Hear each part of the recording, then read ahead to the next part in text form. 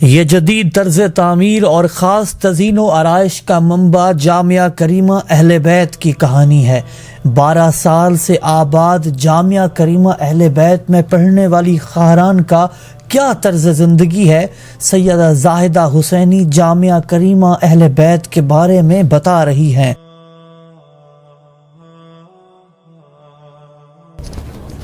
اعوذ باللہ من الشیطان اللعین الرجیم، بسم اللہ الرحمن الرحیم۔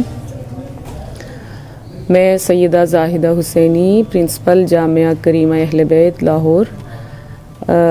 ہمارا مدرسہ 2010 میں اس کی تاسیس ہوئی، بنیاد رکھی گئی اور الحمدللہ بہت سارے ہمارے خواہران یہاں سے فارغ التحصیل ہو کے کچھ مشہد گئیں اور کچھ اس وقت کربلا میں زیر تعلیم ہیں، اور اس وقت بھی ہمارے یہاں پر تقریباً 55 خواہران ہیں جو زیر تعلیم ہیں، اور بہت ساری خواہران یہاں سے پڑھنے کے بعد مختلف علاقوں میں دینی خدمات انجام دے رہی ہیں، مختلف مدارس میں پڑھا رہی ہیں، اور ماہ سفر اور ماہ محرم الحرام کے ایام میں مجالس پڑھتی ہیں، تبلیغ میں الحمدللہ بہت آگے ہیں۔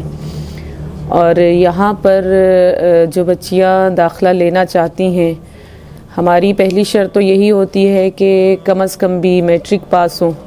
اس سے کم جو بچی آتی ہے وہ اس طرح سے مطلب ان دروس کو سمجھ نہیں پاتی ہے، ان کے لیے مشکل ہوتی ہے۔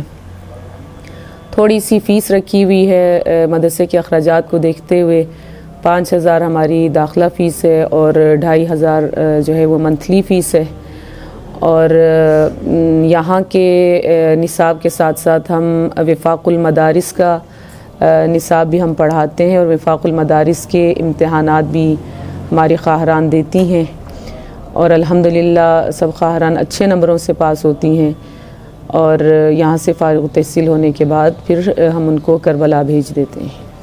اب تک کتنی اسٹوڈنٹس آپ کی دوسرے ممالک میں تعلیم حاصل کرنے کے لیے گئی ہیں؟ ہماری تقریباً 12 سے 13 بچیاں ایران گئی ہیں، کچھ مشہد گئی ہیں، کچھ قم گئی ہیں، اور تقریباً 13-14 ہی اس وقت کربلا یونیورسٹی میں زیر تعلیم ہے۔